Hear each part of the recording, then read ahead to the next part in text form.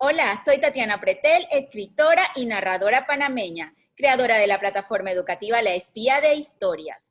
Y hoy, en pro de la cultura y la educación, tenemos a dos invitados que nos van a deleitar con una conferencia llamada Yo, la Reina Isabel la Católica. Voy a presentarlos, muy feliz de que estén aquí, Mercedes y Antonio.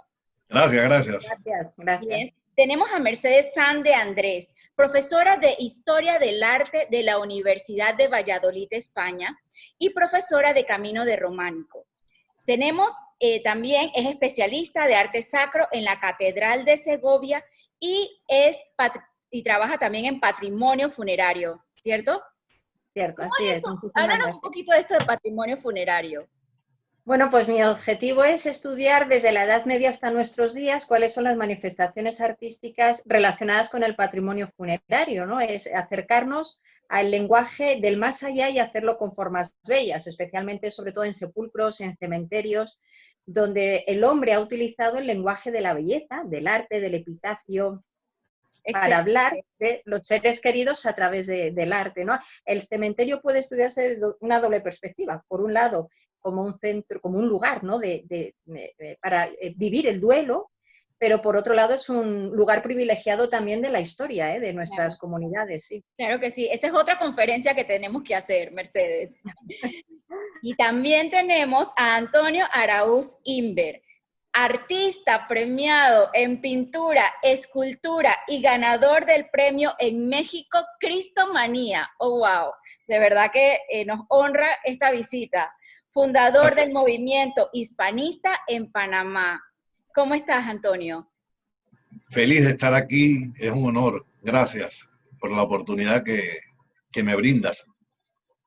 Estoy muy contenta de que estén aquí y que presentemos esta conferencia justamente el 12 de octubre, una fecha muy importante para todos. Pero sin más, comencemos.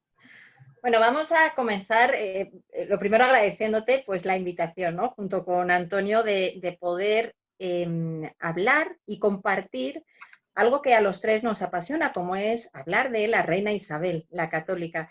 Es una mujer que trascendió y ha trascendido a la historia como una gran reina y su reinado está, o se puede analizar desde una doble perspectiva. Por un lado, como el broche de la Edad Media, pero por otro lado, con ese comienzo de la Edad Moderna. Este comienzo de la Edad Moderna viene de la mano sobre todo por los grandes acontecimientos que vinieron lógicamente de su mano. Su reinado abarca 30 años, desde 1474 hasta 1504, que es cuando ella fallece, y esto es muy importante resaltarlo, que durante los 30 años que ella estuvo reinando fue un periodo de paz tremendamente importante, que eso la va a permitir también llevar una serie de actuaciones, como fue, por ejemplo, acceder a la petición de Cristóbal Colón para embarcar ese viaje. Isabel, hay que decir que fue una mujer de profundas convicciones, tanto religiosas como personales, que trascendieron en su época. Era una mujer que vivió en un mundo de hombres y lógicamente no lo tuvo fácil, pero precisamente sus convicciones y yo creo que también el rodearse de personas tan importantes como Chacón, por ejemplo, hicieron de ella un referente en la época, después cuando ella falleció y lógicamente en nuestra historia. ¿Por qué vamos a centrarnos en el escenario de Segovia?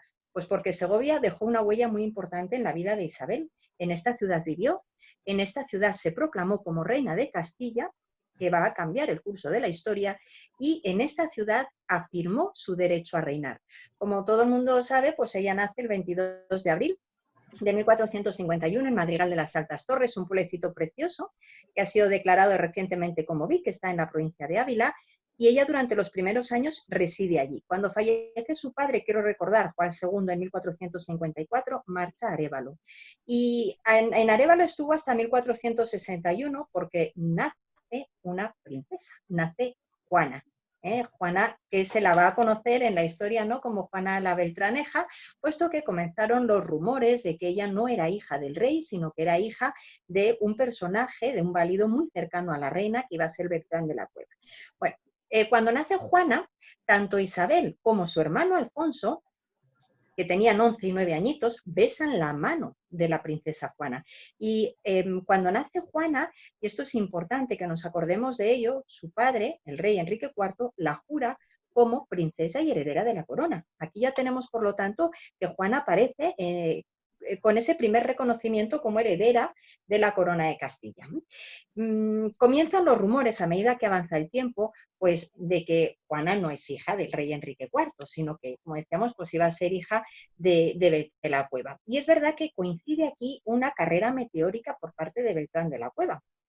De tal manera que el partido nobiliario comenzó a difundir esta noticia de que pues, no era hija y de que estaba ascendiendo política y socialmente Beltrán de la Cueva y que por lo tanto esto obedecía también a algo, ¿no? Entonces comenzaron a denunciar a este favorito precisamente del rey. Y la nobleza empieza a decir que, bueno, pues que Juana no va a ser, no puede ser heredera a la corona, porque no es hija legítima del rey Enrique IV, y que por lo tanto el sucesor de la corona iba a ser Alfonso, el hermano de Isabel la Católica. Es verdad, y esto hay que decirlo, que durante los primeros años de Isabel, poco se sabe de su infancia, de su niñez.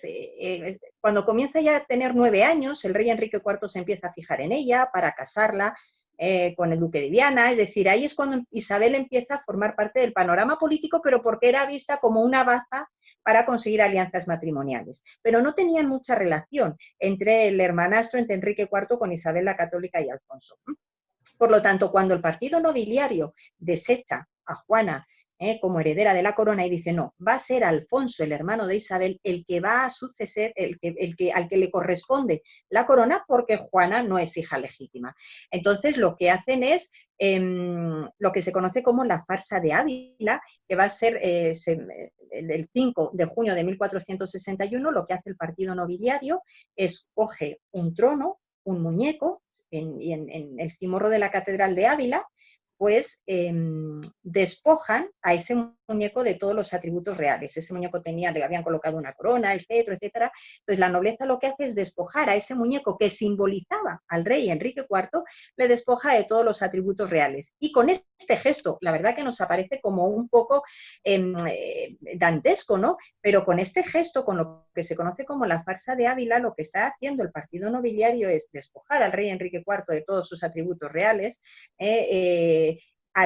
piden que se aleje a Beltrán de la Cueva, por supuesto dicen que Juana es hija ilegítima de Enrique IV y que no puede ser sucesora de la corona y que va a ser Alfonso, el hermano de Isabel, el que va a heredar la corona de Enrique IV cuando fallezca. Aunque esto, ya digo, parezca una irregular situación porque tiene mucho de extraño, pero hubo ciudades tan importantes como Toledo, como Córdoba, como Sevilla, que levantaron sus pendones a favor o reconociendo a Alfonso como rey sucesor de la corona de Castilla. Entonces comienza aquí la guerra civil que se conoce por la sucesión de la corona, de tal manera que tenemos dos partidos políticos. Por un lado, el partido nobiliario, que ha colocado a Alfonso como sucesor de la corona, y por otro lado tenemos el partido realista, es decir, el del rey Enrique IV, que dice que no, que su hija Juana va a ser la heredera de la corona de Castilla. Claro, mientras tanto, aquí ocurren una serie de acontecimientos donde la reina Juana y Alfonso V, el rey de Portugal, pues llegan a un acuerdo con el rey portugués que dice, bueno, si tú ayudas al rey castellano, Isabel va a ser dada en matrimonio. Pero los nobles no tenían pensado este plan. Los nobles dicen, no, Isabel se va a casar con Pedro Girón, que Pedro Girón era un hombre de 50 años, lleno de hijos bastardos, y bueno, pues Enrique IV accedió. Enrique IV accedió a que su hermanastra Isabel se casara, se comprometiera con Pedro Girón. El caso es que cuando él viene a conocer a Isabel, bueno, Isabel pasa una noche rezando y pidiendo que se apartara de ella, ¿no?, esa situación, y realmente murió. Pedro Girón muere esa noche. Pero no va a ser la única muerte que va a vivir Isabel. Al poquito tiempo, su hermano, Alfonso, que se encontraban en un pueblo también castellano, en Cardeñosa, porque había una peste en Arévalo, entonces para distanciarse de la peste se retiran a Cardeñosa y muere. Parece ser que ha comido un pescado en mal estado y Alfonso muere. La muerte de su hermano llena de tristeza a Isabel y la va a colocar en el panorama político en una situación de primer orden, porque claro, ya no tenemos a Alfonso como sucesor de la corona. ¿Qué va a hacer el partido nobiliario? Pues colocar a Isabel como sucesora a la corona. Pero la reina Isabel tiene muy claro que, ojo, hay un rey, que es su hermanastro, que es el rey Enrique IV, y que ella, mientras esté su hermano reinando, no va a ocupar ninguna corona. Es decir, ella pensaba, pero ¿cómo voy a tocar? ¿Cómo voy a atacar a la monarquía, ¿no? Si hay un rey reinante. Entonces, ese gesto es muy importante por parte de Isabel de respeto hacia su hermanastro Enrique IV, porque él era el que tenía la corona. El caso es que, bueno, pues Isabel adopta eso, ¿no? Como una postura de lealtad, hay que decir, hacia su hermano y hacia la propia monarquía. Pero claro, una vez que ya ella se ha colocado en ese panorama político, llegan a un acuerdo entre los dos bandos, ¿vale? Entre el Partido Realista y ahora el Partido Nobiliario con Isabel, donde tienen una serie de reuniones hasta que culminan en lo que se conoce como el Pacto de Guisando, ¿vale? Los pactos de Guisando pues se dan el 19 de septiembre de 1468, aunque luego se van a confirmar días después, el 24 de septiembre. ¿Y qué se hace en estos pactos de Guisando? Bueno, pues en estos pactos de Guisando es el pacto, por un lado, entre el rey de Castilla, Enrique IV, y su hermana Isabel. En estos pactos, y esto es muy importante, el rey Enrique IV reconoce a Isabel como princesa de Asturias y legítima heredera de la corona de Castilla. Dice que Juana renuncia, o sea, renuncia a todos los derechos de su hija Juana, la Beltraneja, ¿no? Todos los derechos sobre el trono, y Enrique IV dice que, bueno, pues todo esto se va a firmar, pero que luego también a la hora de elegir el matrimonio entre Isabel y su posible marido tiene que tener el beneplácito del rey Enrique IV. ¿Vale? Esto sería lo que acuerdan, por así decirlo, en esos pactos de Guisando. Por lo tanto, ya tenemos a Isabel como sucesora, donde ella se compromete a que la persona elegida para su marido sea consultado con Enrique, con su hermanastro, y además, bueno, pues la princesa Isabel lo que hace es pedir como una especie de patrimonio para poder tener en su vida, pues claro, es decir como que la mantuviera, ¿no? Un patrimonio que la mantuviera. Entonces el rey Enrique IV incluso la concede pues Medina del Campo, Ávila, Huete, incluso Madrid, que tenía que ser compartido con el propio rey. Entonces, Isabel lo que hace una vez que ha sido ya reconocida como legítima heredera de la corona de Castilla, dice, esto lo hay que llevar a las Cortes, ¿vale? Que esto era muy importante. Entonces, este pacto pasó posteriormente a las Cortes de Ocaña en el 1469, donde son las Cortes las que ya juran, ¿vale? Y reconocen a Isabel como legítima heredera. Con estas Cortes, desde luego, ya se desvanece completamente cualquier tipo de escrúpulos o de dudas con respecto a Isabel como reina, como sucesora de la corona de Castilla. Aquí en estas Cortes, al igual que en Guisando, y esto es importante que nos acordemos, estaba lo que era obligatorio, lo que era preciso para que las Cortes pudieran acordar un pacto o un tratado entre Isabel y Fernando. Y es que tenían que estar representados los tres estados o los tres brazos. Por un lado, el eclesiástico, por otro lado, el nobiliario y por otro lado, el común, el pueblo. Y esto era muy importante, que hubiera una representatividad de estos tres estados. Si algunos de estos tres estados faltaba, las Cortes no podían aprobarlo. Y esto va a ser lo que va a ocurrir posteriormente con Juana, como veremos posteriormente. Tenemos, por lo tanto, que Isabel tiene 17 años y nos tenemos que imaginar, ¿no?, cómo era aquella adolescente colocada en el panorama político y en una guerra civil que la estaba afectando directamente, pero una mujer tremendamente inteligente. Entonces, hay un momento de paz importante. Yo creo que los pactos de Guisando, me gusta decir siempre que son un paréntesis en lo que es toda esta guerra civil que se estaba viviendo, porque lo que sí que se consiguió fue parar la guerra y los enfrentamientos entre los nobles, entre los realistas. Entonces fue un periodo de paz tremendamente importante. Y surge el momento en el que Isabel tiene que elegir un marido. Por un lado estaba Carlos, el duque de Guiena, y por otro lado Fernando. Claro, Fernando era joven, tenía frente a Carlos, que bueno, pues era una persona pues más enfermiza, ya estaba mayor, e Isabel elige a Fernando como marido. Pero aquello no le gustó al rey Enrique IV porque no lo había consultado a él, y esto era uno de los acuerdos del pacto de Guisando. Entonces, lo que hace el rey Enrique IV, tremendamente enfadado, es desdecirse de lo que había firmado en los pactos de Guisando, de tal manera que van a un lugar que se conoce como Valdelozoya, que ahora mismo pertenece a la provincia de Madrid, y allí hace una ceremonia con la reina Juana, la llamada Beltraneja, y frente a un crucifijo juran y perjuran que Juana es hija legítima de Enrique y de Juana y que es la legítima sucesora de la corona. Y desdice todo lo que había acordado en los pactos de Guisando. Entonces, aquí vemos cómo el rey Enrique IV realmente es un rey débil que estaba sujeto a todos los intereses de la nobleza, y que dice y se desdice permanentemente. Entonces, aquello crea un conflicto tremendo porque reconoce a Juana como heredera y quita esos derechos supuestamente a Isabel. Tenemos, por lo tanto, un momento complicado, donde tenemos dos futuras herederas y una sola corona, ¿vale? Entonces, ¿cómo se soluciona todo este problema? Bueno, pues la cuestión estaba clara. Cuando ocurre esa ceremonia en Valdelozoya, no había una representatividad de los tres estados. Había algún noble y había algún eclesiástico, pero no estaba el común. Por lo tanto, no tenía ningún tipo de validez jurídica. Estos son términos que hablan desde un punto de vista jurídico. Mientras que Isabel sí tenía ese reconocimiento en los pactos de Guisando y además había sido aprobado en las Cortes. El caso es que, bueno, pues llega un momento donde Isabel solicita hablar con su hermanastro, con Enrique IV. Enrique IV acceden, tienen una entrevista aquí en la ciudad de Segovia. Parece ser que llegan a un acuerdo, y esa noche el rey empieza a sentirse, a los días, se empieza a sentir un poco mal y fallece el 11 de diciembre de 1474, ¿vale? Después de esa entrevista que tienen Enrique IV e Isabel la Católica.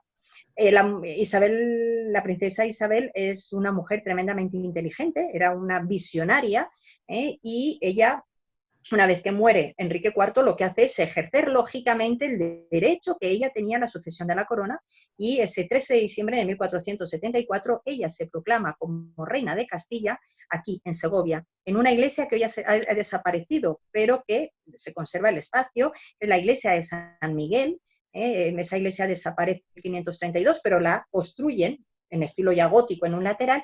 Bueno, pues en el atrio de esa iglesia Isabel la Católica se proclama como reina de Castilla. Era un atrio el más importante en la ciudad, es una especie de pórtico que era donde se reunía el Consejo y la Justicia.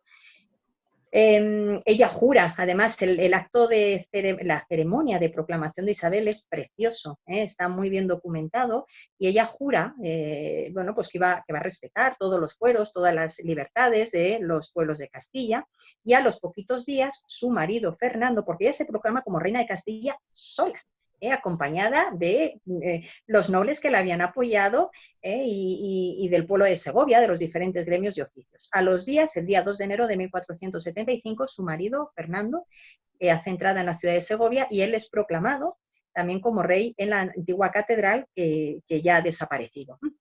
Por lo tanto, ya tenemos al matrimonio proclamados como reyes de Castilla, y tiene que llegar un momento en el que, claro, ahora hay que reinar. Entonces, los reyes lo que hacen es firmar un documento muy importante que se llama la Concordia de Segovia, la firman el 15 de enero de 1475.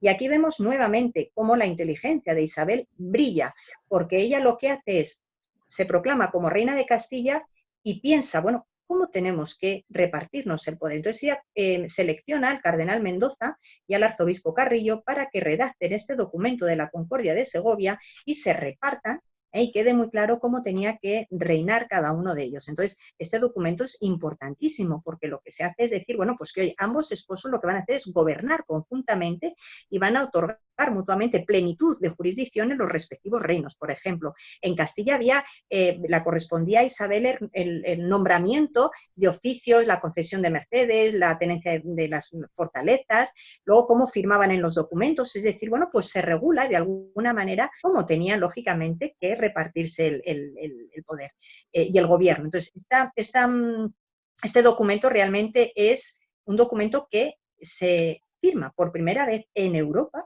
de la mano de una mujer, donde la coloca en una posición de igualdad con respecto al hombre. Aquí en Castilla sí podía reinar una mujer sobre el hombre, pero por ejemplo en Aragón no. Esto lo llevó muy mal Fernando, ¿no? Porque en Aragón siempre prevalece la figura del hombre frente a la mujer.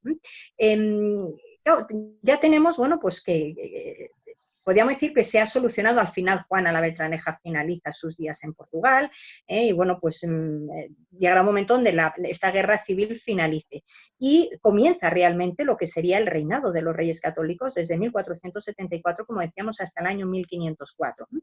Y lógicamente, dentro de lo que es todo este reinado, pues destacar, bueno, ella la verdad que fue una mujer que tenía un sentido de la justicia tremendamente importante, porque una de las primeras cosas que hizo fue hacer un listado, hacer una lista de todos aquellos nobles que se habían enriquecido gracias a favores de su hermano, a favores del rey Enrique IV.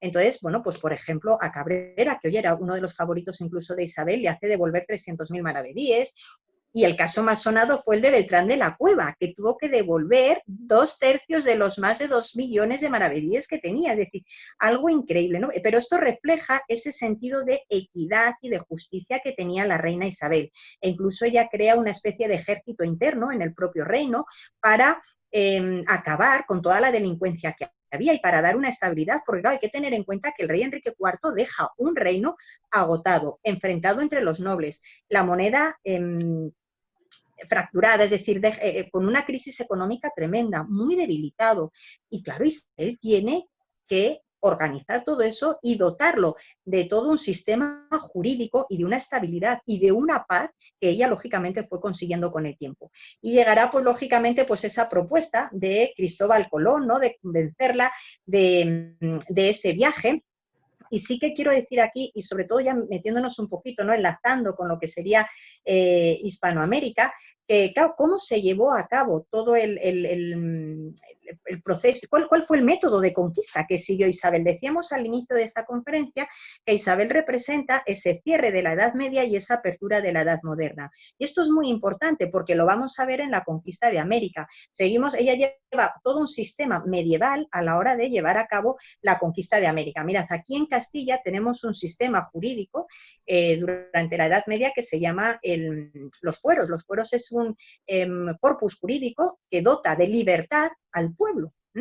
Al pueblo, no hay feudalismo, es decir, es el pueblo el que es la comunidad libre. Ellos regulan cuáles son sus derechos, sus obligaciones, y el rey tiene que acatar y tiene que jurar respetar esos fueros.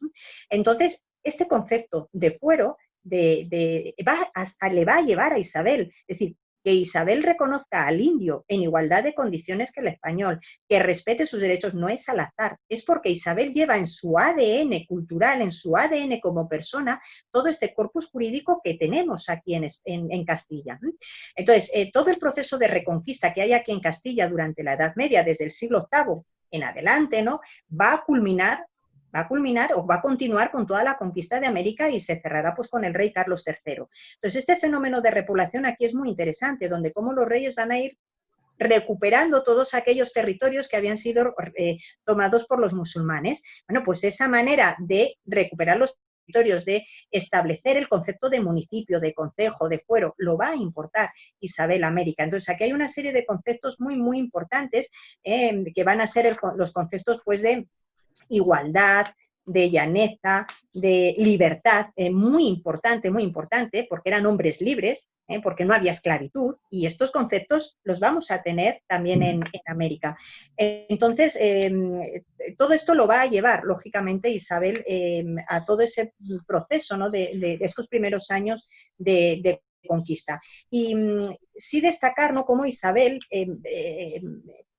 a través del papado, a través de Alejandro, concretamente del Papa Alejandro VI, lo que hace es pedir o solicitar a Roma, bueno, pues lo que se conoce como las bulas alejandrinas, ¿no? Que era como el el permiso, ¿no?, por así decirlo, para conquistar todas estas tierras, pero lógicamente este derecho a conquistar América venía de la mano de la obligación, lógicamente, de evangelizar y además luego, bueno, pues de una serie de reconocimientos que van a ser trascendentales para luego posteriormente lo que nos va a comentar Antonio, ¿no? Es decir, aquí en estas estas bulas alejandrinas, pues lógicamente se va a pedir de alguna manera también ese respeto hacia la persona, hacia el indio, que se les trate lógicamente de igual a igual, y esto va a ser las bases de toda esta naturaleza jurídica donde el niño se le reconoce como un hombre libre, va a ser la base para posteriormente, pues por ejemplo, las leyes de Burgos. Entonces, sí me gustaría cerrar, ¿no?, cómo la princesa en un momento, princesa Isabel, y posteriormente pues la reina Isabel es una mujer donde hay que destacar la condición femenina en relación con lo que sería pues todo el poder político, ¿no? Un hombre, es todo un mundo en el que vive ella de hombres, y sin embargo, bueno, pues actuó duramente y muy inteligentemente para lograr la unidad política, jurisdiccional y religiosa de todos sus reinos.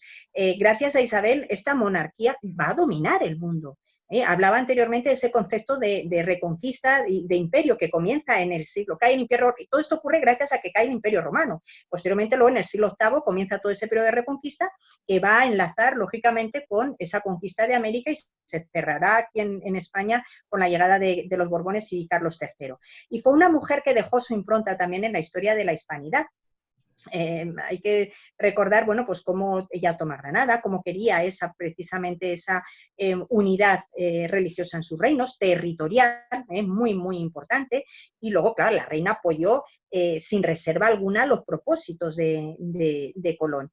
Y esto es una vocación de imperio de Isabel que también hay que destacar, y luego fue una gran protectora de la cultura. Ella tiene una formación, la huella portuguesa, tanto por su madre como por su abuela, fue muy importante en Isabel. Era una mujer incluso pues, que hablaba portugués y despachaba asuntos con total naturalidad en portugués, y conocía además perfectamente todas las cartas de navegación que se llevaban a cabo en Portugal, y fue una mujer además con una formación muy importante de la mano de Chapón, que fue una persona importantísima tanto en su niñez como luego incluso cuando Enrique IV la dota ya de una casa a la princesa Isabel, y con una espiritualidad impresionante de la mano de los franciscanos, y con un nivel cultural propio tremendo. La biblioteca tenía unos 400 libros. Hoy a lo mejor no nos parecen mucho, pero ojo, en aquella época 400 libros era algo muy, muy importante, ¿no? Entonces era una mujer muy preocupada por su formación a lo largo de toda su vida y luego, lógicamente, como mecenas, en numerosas manifestaciones artísticas, monasterios, portadas, música que nos ha legado. Y yo creo que Isabel, y siempre lo digo, ¿no?, que fue una gran reina porque fue una gran mujer. ¿Vale? Y esto pues hay que resaltarlo muy, muy especialmente. Y todo ese, y ya para cerrar, ¿no?, el resaltar como todo ese ADN cultural que lleva Isabel va a ser el que va a importar a América, ¿no? Todo ese corpus jurídico que será tan, tan importante para luego la redacción de las leyes de Burgos y otras leyes de Indias. He tomado nota porque después de la intervención de Mercedes y de Antonio vienen las preguntas. Tengo varias preguntas porque realmente la figura de Isabel es una figura tan imponente en la historia. Yo también soy muy fanática de todo cómo ella llevó su reinado. Hay algunas preguntas que después voy a hacer. Entonces, Mercedes, cada vez que hablabas, no sé, se me erizaba la piel porque realmente vivir la historia y vivir en un sitio tan histórico como es Segovia, en donde ocurrieron hechos y están allí todas estas todavía, estos patrimonios culturales e históricos, se siente demasiado, no sé, a mí me emociona mucho. Ok, entonces, Antonio, ¿listo? Bueno, yo retomando la vocación de imperio, como bien dice Mercedes, que tenía la reina Isabel la Católica, yo creo que toda esa vocación de imperio, toda esa justicia, toda esa visión se viene a reflejar en los más de 300 años que dura el Imperio Español, porque ojo, a veces perdemos la cuenta. Entonces yo quisiera comenzar porque todas las leyes que van a surgir de Burgos de 1512 y después en 1550, 1547, todo eso es gracias a Isabel la Católica, que murió en 1504. Entonces, gracias a ella se da lo que hoy precisamente celebramos, que es el descubrimiento de América. Entonces, yo quiero, para tus seguidores, tratar de ser quizás lo más didáctico posible. Entonces, porque a veces las personas no quieren utilizar la palabra descubrimiento, ¿verdad? Porque dicen que nuestros antepasados indígenas, yo soy de Veraguas, así que mis antepasados son los Novegues Buglé, ya estaban aquí. Pero es cierto que ya estaban, pero nosotros no conocíamos, no sabíamos que vivíamos en un continente. Los habitantes de este nuevo continente descubierto ni siquiera tenían el concepto de océano.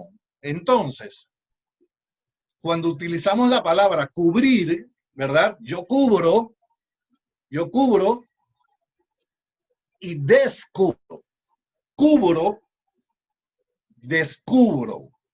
Entonces, es traer a la luz algo que estaba oculto para todo lo que hoy conocemos como el continente europeo. Ojo, en aquella época se llamaba la cristiandad.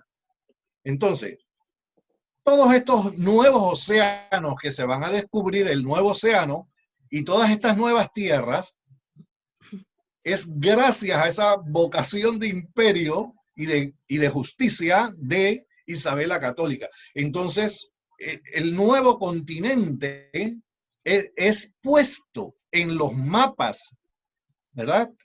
El nuevo océano, las nuevas tierras. Entonces, yo sí creo que es correcto utilizar la palabra descubrimiento.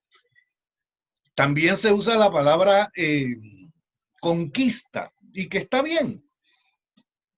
Y yo sí quiero aclarar que a mí me gusta la historia, la trato de estudiar lo más posible, y no hay conquista pacífica. No existe. Si vamos a las definiciones de las palabras, la conquista es la toma por el poder de la guerra. Entonces, pero eso siempre ha sido así. Lo que pasa es que queremos juzgar 300 años, ojo, que me atrevería a decir que en su gran mayoría de paz en Hispanoamérica, que de guerra.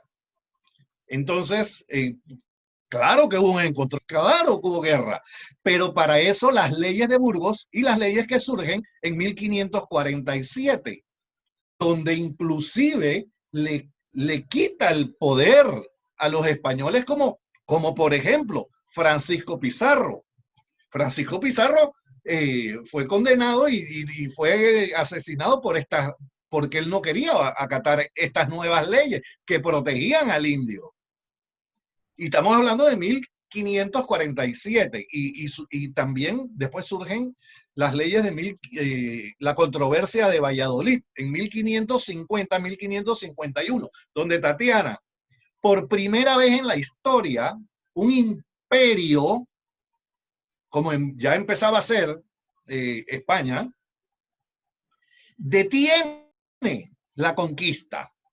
O sea, la para analizar si es justo lo que están haciendo. Pero todo esto tiene una relación con las leyes de Isabel la Católica, porque Isabel la Católica defiende a los indígenas, Inclusive Isabel la Católica ordena que se casen indios con españoles. Estamos hablando de 1503. Entonces, que se casen indios con españoles, españolas con indios, es la defensa. En el codicilo de Isabel la Católica, ella dice que los indios, parafraseándolo, tienen que ser bien y justamente tratados. Entonces, Isabel la Católica es la primera defensora y le dice a Colón que no traiga esclavos. De hecho, Colón en su tercer viaje regresa esposado y detenido. Entonces, todas estas leyes que son el comienzo de los derechos humanos. Hoy que tanto se habla de los derechos humanos, no, todos se olvidan que es Isabel la Católica una fuente donde surgen los primeros derechos humanos que se van a dar por Fernando el Católico en 1512, en las leyes de Burgos, donde sale toda la defensa de los indígenas. Inclusive se regula hasta el trabajo, ojo Tatiana, de las 8 horas son en esta época. Entonces, yo quiero decir que a mí me parece que a nosotros se nos oculta la historia.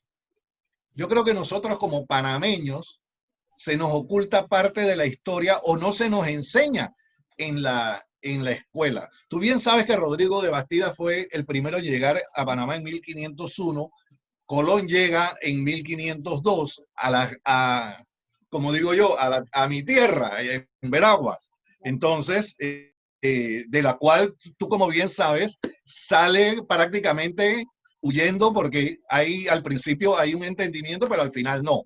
Y tiene que salir huyendo prácticamente porque tuvieron conflictos bélicos con los indígenas de Veraguas. Entonces, pero Vasco Núñez de Balboa, ojo, un detallito, Vasco Núñez de Balboa en 1501 venía como tripulación de Rodrigo de Bastida. Entonces, en 1501. 1513 descubre el Mar del Sur. Ese es un hecho fundamental que va a cambiar el planeta para siempre. ¿Por qué? Porque gracias a ese descubrimiento se va a realizar la primera circunnavegación del planeta Tierra, que la realiza el español Juan Sebastián Elcano, ¿verdad? Porque siempre hablan y dicen que es de Magallanes, y ese es un error. La primera circunnavegación la realiza Juan Sebastián Elcano, que termina en el 6 de septiembre de 1522. Bueno, en esa fecha, en 1522, Magallanes tenía 1 año, 10 meses y 10 días de estar muerto. Ojo, Magallanes es nacido en Portugal, nacionalizado español. Él se hace súbdito de Carlos I. Entonces, es una expedición española totalmente que busca una ruta para las especies, ya que las otras rutas están acaparadas por los portugueses y los musulmanes, que no dejan pasar. Entonces, Magallanes muere en esa trayectoria. Se muere. Y esa expedición se da a pesar de los portugueses. Y lo digo porque hoy los portugueses quieren celebrar la primera circunnavegación del mundo como si ellos tuviesen algún mérito, cuando ellos querían impedirla. Entonces, inclusive mandaron naves de guerra para detener las 5 naves de Magallanes, porque querían evitar, recordemos que las especias valían más que el oro. Así es. Una onza de clavo y canela costaba textualmente más que el oro y la plata.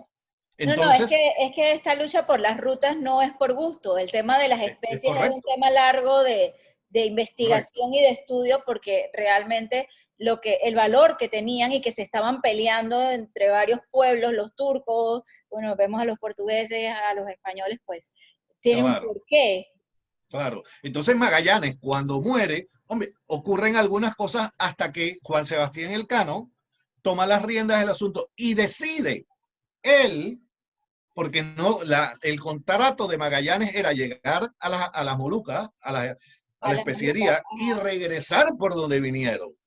Y exacto. eso no lo hace Juan Sebastián Elcano, sino que él decide buscar la ruta y termina circunnavegando el planeta por primera vez. Y yo quiero decir este dato que me da tristeza porque a mí nadie me lo enseñó en la escuela. Entonces, Panamá es fundada el 15 de agosto de 1519.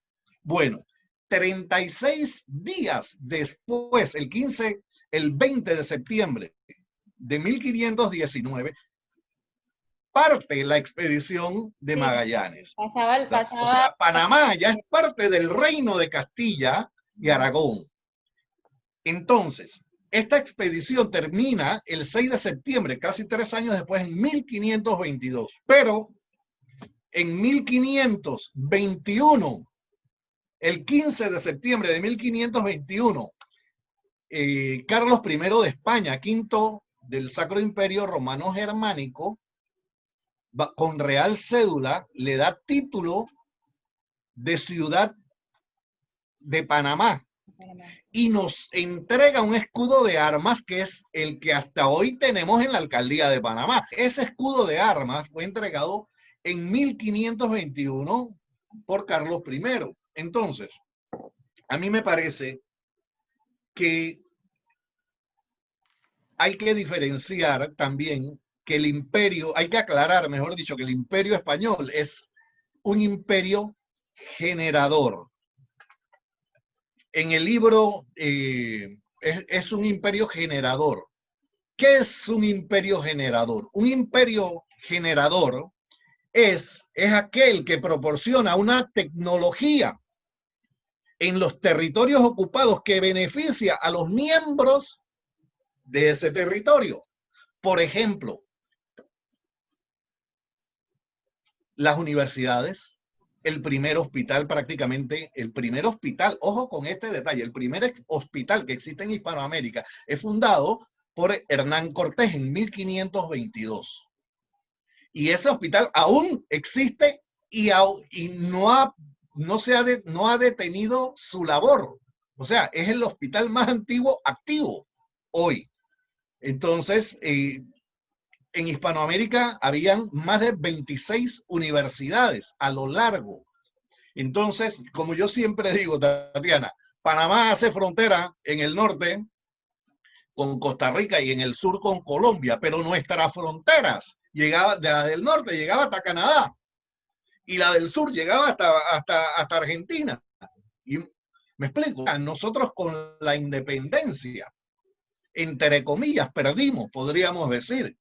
O sea, nosotros éramos el imperio, nosotros éramos parte del imperio más poderoso del mundo. Nosotros teníamos la moneda más poderosa del mundo, que inclusive fue la primera moneda utilizada en los Estados Unidos y la primera y utilizada en China, hasta 1949, si mal no recuerdo la fecha. Entonces, eso se llama ser un imperio generador. Yo no te voy a negar que hubo conflictos y que hubo matancinga y que hubo violencia, porque en toda conquista hay violencia.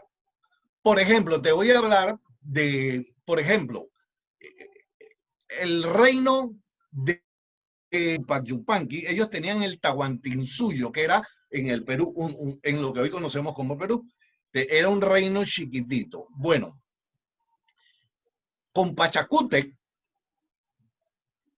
fueron a punta de violencia, haciendo que su imperio, el Tahuantinsuyo, fuese uno de los imperios, el imperio más grande que existe. Pero no lo hicieron tomando café, me explico, y llevando flores. Todas las conquistas son violentas y ellos prácticamente aniquilaron al pueblo chimú, a los chancas, a los collas, a todos estos pueblos indígenas, los barrieron. Entonces, cuando llega Pizarro, ¿qué tú crees que hacen esas tribus? Unirse. Entonces, Estos españoles como Hernán Cortés, como Francisco Pizarro, ojo, sale al Perú desde Panamá. Francisco Pizarro es el que le dice a Balboa, el que lo captura para apresarlo y después, posteriormente, ser decapitado. Entonces, pero estas tribus se unen, hacen alianzas para combatir estos imperios, ojo, que me atrevería a calificar como imperios depredadores, porque ahí tenemos que aclarar que bajo los conceptos filosóficos de Gustavo Bueno existe el imperio generador y el imperio depredador. Yo me atrevería a decir que los imperios antes de la llegada de los españoles eran imperios depredadores, y nada más basta ver, bueno, la Malinche era una esclava y sometían a los pueblos a ritos religiosos, eran caníbales. Sí, algunos pueblos originarios ya practicaban por supuesto, algún totalmente, tipo el canibalismo. de violencia entre ellos mismos. De eso bueno, estamos cuando Colón llega en su segundo viaje, que fue ¿qué? En 1493, cuando llega, lo primero que se encuentra es que estaban en una cena caníbal. Esto impacta a los españoles porque por primera vez se encuentran con el canibalismo de frente y que se los van a comer a ellos también. Entonces, la violencia yo no la estoy justificando, porque la historia yo no soy quien para justificar. Nosotros no somos quien para justificar o no la historia, porque eso es caer en un anacronismo. Entonces, pero son los hechos. Aquí están, ¿me explico? Entonces, yo quisiera vernos a nosotros tres frente a esas tribus, mirándonos como unas buenas presitas para... Entonces, la violencia es de parte y parte. La violencia... También como nos habla el historiador Alfredo Castillero Calvo, las conquistas y las historias de las conquistas están preñadas de demasiada desinformación, porque también nos encontramos con escribanos o que se llevaban bien con los conquistadores o que se llevaban mal. Entonces, exacto, si a algún conquistador le caía mal a algún escribano, lo que iba a escribir no era realmente lo que sucedía, sino iba a escribir correcto, en contra del conquistador o del explorador. He aquí un ejemplo. Pigafetta él era el escribano en la nave de Magallanes. Y él aquí, si ustedes lo leen, nada más se la pasa alabando. De hecho, él, que es testigo que va en un barco con Magallanes, dice que Magallanes es el primero en circunnavegar el planeta Tierra. Y él, que iba ahí, sabe que Magallanes había muerto 1 año, 10 meses. Tú dices, es muy cierto, pero en esos barcos iban otras personas escribiendo, porque se tiene la teoría que la mayoría de los que iban en esos barcos eran puros ignorantes, y no es así. Esos barcos eran la última tecnología del momento, y tú no vas a meter a un ignorante, a un bueno para nada, en una nave. Bueno, a eso también ahora, eso también quiero hablarlo también con Mercedes, el tema de todas estas exploraciones que salían y que se permitieron en un momento dado. Pero bueno, vamos a esperar a que Antonio termine su exposición para comentar. Sí, ya para terminar, es más, déjame darte un dato que a mí en lo personal me parece curioso y que lo encontré hace poco, porque lo voy a leer. Por ejemplo, ¿sabes qué se celebra precisamente hoy? Hoy, el 12 se celebra que se pone la primera piedra para la construcción de la Casa Blanca en los Estados Unidos. ¿Y quién la pone? Un español, Pedro Casanave. Entonces, el Imperio Español, nosotros que pertenecíamos al Imperio Español, éramos el imperio a derrotar, el imperio a vencer. Por eso Pirata Morgan vino a las costas aquí a robar, ¿verdad? Porque no vino a robar aquí porque éramos pobres, vino precisamente a robar porque éramos los ricos. Igual que pasó en Cartagena de Indias con Blas de Lezo. No fueron a tomar esas costas porque éramos pobres, para nada. Entonces, y a veces perdemos y se nos olvida o no nos enseñan que nosotros tenemos una historia que no comienza con la separación de España. No, nosotros tenemos una historia que va mucho más allá y es nuestra. Entonces, y que nosotros éramos parte del imperio y quizás a veces uno pierde esa visión y ese orgullo de decir, hombre, pero es que esto lo hicimos nosotros, ¿verdad? O la expedición de Balmis, que fue la expedición que llevó la primera vacuna a todo el mundo. O sea, ¿quién la hizo? Nosotros. ¿Quién circunnavegó el planeta? Nosotros. ¿Quién lo puso por primera vez cartografiado en un mapa? Nosotros.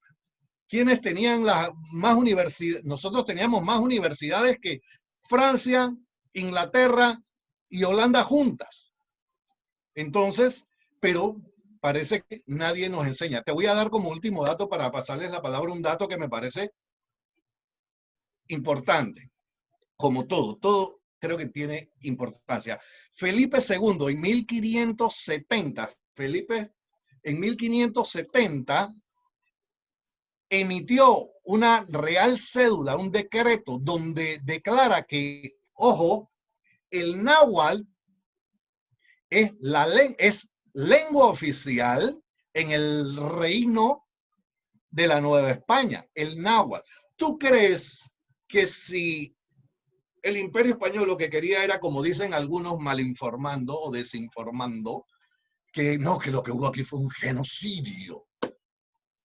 Se van a preocupar por poner la lengua del que supuestamente van a desaparecer en 1570 como lengua oficial. Y tú vas a construir universidades donde estudiaban los indios. Por eso yo siempre digo que si es verdad que la historia, dicen por ahí, la escriben los que vencieron, la historia nuestra, como quien dice no, porque la historia nuestra la escriben los españoles, los mestizos y los indios. Y ahí están los testimonios de ellos, ¿me explico? Los escritos. Entonces, a mí me parece que todo esto es motivo para celebrar un día como hoy. ¿Por qué? Porque nosotros no somos ni vencedores ni vencidos, nosotros somos los descendientes de los vencedores y de los vencidos. Nosotros somos mira, Tatiana, tú y yo somos el nuevo producto genético que se da gracias al Imperio Español. Bueno, chicos, la verdad que ha sido fantástica toda esta intervención de ambos. Ahora vamos con preguntas y respuestas, unos 10 minutitos ya para terminar.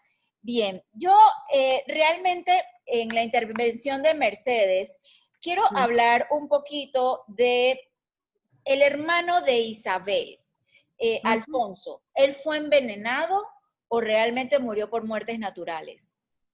Pues esa es una de las opiniones que no encuentra un punto de acuerdo. Es verdad que hay algunos historiadores pues, que apuntan a que pudo haber sido envenenado y otros simplemente a que eso no ocurrió así, sino que él tomó una trucha. La trucha es un pescado que estaba en mal estado y bueno, pues fallece. La verdad que siempre planea el tema del envenenamiento en estas muertes repentinas. Pensábamos en Pedro Girón, que le mencionaba anteriormente, oye, estuvo rezando Isabel toda la noche y esa noche muere. Por ejemplo, el propio rey Enrique IV, el mismo rey Enrique IV, también ahí los historiadores no se ponen de acuerdo. Si esa noche él empezó a sentirse mal, si se envenenó, si murió de muerte natural, que realmente está demostrado que murió de muerte natural. Eso hay que dejarlo claro. Pero siempre planea, ¿no? El tema del envenenamiento, que era algo también habitual en la época. En el caso de Alfonso, pues tampoco se sabe. Lo que está comúnmente aceptado, pues es que él toma ese pescado en mal estado y fallece. Ok, entonces, hablando de Enrique IV, que era el hermanastro, bueno, no era el hermanastro, era el medio hermano. Era hermanastro, sí. Era el hermanastro de Isabel. Dentro de todo él se portó bien porque llega un momento con los pactos de Guisado que él reconoce a Isabel como la heredera después que muere Alfonso. ¿Qué le daba esos pactos de Guisado? ¿Qué le daban a cambio para él reconocer a Isabel y poner a su hija, entre comillas, a la Beltraneja a un lado? Mira, el tema del rey Enrique IV es un personaje tremendamente atractivo en el siguiente sentido. Era un hombre muy especial para lo artístico, para la poesía, para la música. Él le gustaba vestir al morisco y el Alcázar de Segovia, por ejemplo, lo adornó un poco siguiendo ese influjo morisco, ¿no?, que había propio en la época. E incluso él se mandó construir su propio palacio aquí en la ciudad, un espacio precioso que hay en pleno corazón del recinto histórico, y ese era su palacio. Era un hombre además que le gustaba la caza, tenía su palacete apartado de la ciudad, su pabellón de caza, es decir, era un hombre, bueno, pues que le gustaba disfrutar de los placeres de la vida, tenía sensibilidad artística, pero como rey fue tremendamente nefasto, porque él enfrentó a todo el pueblo, enfrentó a la nobleza con intereses. ¿Qué consiguió el rey Enrique IV? Pues someterse a los diferentes criterios de la nobleza, pero si es que era un hombre que se decía y desdecía permanentemente. A él le daba lo mismo, que tenía que entregar a Isabel en matrimonio con Pedro Girón, pues le entregaba, no pasaba nada. O sea, soportó la farsa de Ávila, es decir, cómo los nobles despojaron a ese muñeco que representaba al rey y lo soportó. Es decir, que era un hombre que como gobernante, como rey, fue tremendamente maleable, muy manejable por parte de validos, de la monarquía, etcétera. Entonces, bueno, pues es verdad que aquí en Segovia es un hombre que dejó un legado cultural importante en edificios, en pintura, en escultura, en la música, dejó un legado cultural del cual pues, Segovia tiene que estar agradecido, pero era un hombre como muy aferrado a la tierra. Sin embargo, Isabel era de vuelo. Era de vuelo. Yo creo que eso lo refleja, ¿no?, perfectamente. Isabel es que fue una mujer que cambió el curso de la historia. Sin embargo, Enrique, pues no, y como gobernante, pésimo. Y bueno, era capaz de desmembrar territorios o dotar económicamente de una serie de pensiones a todos aquellos nobles, bueno, pues que le favorecían, o era su manera, ¿no?, de entender el reinado. ¿Cómo era Isabel físicamente? Bueno, realmente sí que hay algún retrato que se acerca bastante a lo que pudo ser físicamente Isabel. Se dice de ella, pues mira, otro aquí, que tenía una extraordinaria categoría femenina. Que como mujer esto es importante, tenía unas condiciones físicas inigualables, ¿no?, lo que dicen algunos de sus coetáneos, que era de atractiva belleza, de cuerpo bien proporcionado, de piel blanca, ojos claros, cabello rubio, y hay algunos retratos pues, que así nos la representan, ¿no? Una mujer, bueno, pues dotada de cierta belleza física, pero que toda la fuerza y toda la belleza de Isabel pues radica en toda la energía que como mujer tuvo en su vida. Exacto. ¿Por qué Isabel, qué ve Isabel en Cristóbal Colón que aprueba definitivamente esta expedición? Las relaciones entre Isabel y Fernando y Cristóbal Colón pues comienzan, creo recordar, hacia 1485, donde Colón estaba por aquel entonces en Moguer, en un pueblo costero de Huelva, y él había fracasado en ese intento de convencer al rey portugués de esa búsqueda, de esas rutas occidentales para alcanzar Cata y Zipango.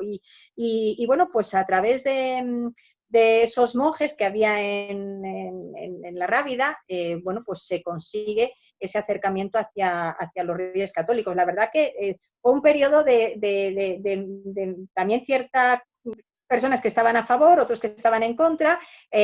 Había unos choques a la hora de llegar a esa aprobación por parte de los reyes. E incluso, bueno, pues tiene que intervenir Fray Hernando de Deza. Es decir, hay una serie de personas que tienen que intervenir para que aquello pues, fuera aceptable. Luego llegó el tema de la financiación, y esto es una cosa también que quiero dejar constancia de ello, porque siempre se comenta es que la reina Isabel financió el viaje de Cristóbal Colón con las joyas que ella vendió, pero eso es una barbaridad, eso no es así. De hecho, Isabel era una gran amante de las joyas, tenía una sensibilidad exquisita para las joyas, ¿no? Entonces se sabe, por ejemplo, que se obtuvieron 1.140.000 maravedíes de Luis de de Santi López, me parece, creo que recordar que era el apellido, pero luego, por ejemplo, los comerciantes castellanos y los comerciantes italianos que estaban asentados en Castilla, creo recordar, que estaba un poco de memoria, habían aportado 860.000 maravedíes, ¿vale? Entonces, bueno, pues también dejar ahí constancia de que lógicamente no se financió con las joyas. Así que, bueno, pues que afortunadamente se firmaron esas capitulaciones de Santa Fe que lógicamente llevaron a esa conquista y que han permitido pues que hoy estemos aquí nosotros precisamente en este encuentro. La Inquisición no se la sacaron Fernando e Isabel de la Chistera y dijeron, no, su hermanastro, el rey Enrique IV, ya tuvo un intento en 1464 de institucionalizar la Inquisición. Y de hecho hay como un documento que hacen los nobles para precisamente establecer esta Inquisición. Y en ese documento no se menciona para nada ni la hoguera, ni esas atrocidades a las cuales se atribuye la Inquisición. Pero luego sí que hay una cosa, cuando llegan los Reyes Católicos, sí que quiero destacar algo que es algo jurídico, y espero que bueno, pues se pueda comprender. Siempre se habla pues, de esa Inquisición tremenda de los reyes, y hay que decir que, bueno, pues si aquí murieron 2.000 ajusticiados, bueno, pues en otros países fueron cifras bastante más elevadas. O, por ejemplo, en otros países, pues la institución de la Inquisición había sido ya fundada con anterioridad. Pero aquí hay una cosa importante, por ejemplo, se sabe, tengo aquí el dato, que en Francia fueron expulsados ya los judíos en 1182, en Inglaterra en 1290, es decir, en años anteriores. Y una cosa importante, cuando el 31 de marzo de 1492 se firma el decreto de expulsión, se sabe aproximadamente, por Jean Dumont, que es quien realiza el estudio, que de los 200.000 judíos que había en España aproximadamente en aquella época, se estima que unos 50.000 no salieron. Se quedaron aquí, aceptaron el catolicismo, aceptaron las aguas del bautismo y eran católicos. Y de los 150.000 judíos que salieron, al menos un tercio de ellos regresaron otra vez, ¿vale? Algunos alegaban a que habían recibido las aguas del bautismo en el exilio, en ese periodo de tiempo que ellos se marcharon, otros que las iban a aceptar con su llegada. El caso es que Isabel tiene un problema, y es el problema de los conversos. Ese es el problema que tuvo que hacer frente Isabel, la raíz de todo. Y sin embargo, todo esto hay que relacionarlo con un tema jurídico, ¿no? que era el que hacía alusión anteriormente, y esto es muy importante. A ver, aquí en Castilla la legislación visigoda tiene una sólida base jurídica romana, ¿vale? Y que tiene como fin último, en definitiva, mantener el orden humano. Y es un orden que, bueno, luego ya trasciende a lo teológico con Dios, San Agustín, etcétera, pero no vamos a ir por ahí. Entonces, tras el siglo VIII, la legislación visigoda, cuando ya pasan los visigodos, no desaparece esta legislación, sino que convive de alguna manera con los pueblos locales que comentábamos anteriormente. Entonces, la principal fuerza creadora del derecho aquí en Castilla era la costumbre, y era el uso de la tierra, donde la población era libre de trabajarla, donde la población regulaba esa tierra. Hay una identidad del hombre con la tierra. Entonces, si no se regulaba, no aparecen los fueros, lo que se aceptaba entre la comunidad era el juicio de libre albedrío, que bueno, luego sería eliminado por Alfonso X. Pero esto es muy importante lo que voy a decir ahora. Hablaba anteriormente Antonio de que Europa, de que el concepto era el de cristiandad, y es que esto realmente era así. Es decir, o estabas bautizado o no estabas bautizado. Que no era Europa, era la cristiandad. Era la cristiandad, ¿no? Entonces, si estás bautizado eres cristiano, si no, eres judío o musulmán. Eres el islam o el judaísmo. Entonces, claro, ¿qué surge en aquella época en la legislación? Por un lado hay que diferenciar lo que es el súbdito y por otro lado lo que es el natural. Y es que el natural aparece unido, ligado al territorio. Es decir, yo he nacido en un territorio, he recibido las aguas del bautismo, formo parte de esta cristiandad y a mí me va a amparar el fuero, las leyes, etcétera, ¿no? En definitiva, claro, ese ámbito civil que se regula por el derecho romano canónico, ¿no? de las partidas. Entonces, ser cristiano, tener un arraigo familiar, tener una tierra, tú eras súbdito natural, pero todos aquellos que no eran naturales, judíos y musulmanes, pues eran súbditos, pero no eran naturales, ¿vale? Entonces, esto resumiéndolo así un poco, es un poco más complejo jurídicamente. Entonces, claro, desde esta perspectiva, ¿quién eran los judíos y los musulmanes? Pues lógicamente estaban ocupando un terreno, un territorio que era de los cristianos. Lógicamente, la conquista de Granada se entiende perfectamente desde esta perspectiva. ¿Cómo no van a querer los reyes recuperar los territorios que eran de ellos y que habían sido ocupados por los musulmanes? Porque en aquella época ser judíos o musulmanes era en definitiva ser considerado como extranjero, lo entrecomillo, ¿vale? Para que no se me malinterprete, pero en definitiva era esto entendido desde estos conceptos de súbdito y súbdito natural y lo que era ser natural, que tiene ese arraigo a la tierra. Y ese arraigo a la tierra significaba pertenecer a la cristiandad y estar amparado por ese corpus jurídico que había en la época. Bueno, el hospital más antiguo de Hispanoamérica es el que hizo Hernán Cortés en lo que hoy conocemos como México, ¿verdad? Que era el reino de la Nueva España. En 1522 se funda este hospital y lo interesante, digo, no tengo tantos detalles, pero hay libros que te detallan cuántas camas, los médicos, enfermeras, la gente que trabajaba en el aseo, el salario, inclusive se pagaba con salario y se pagaba con chocolate. El chocolate era un bien apreciado en aquella época. Entonces, este hospital está activo desde aquella época hasta hoy.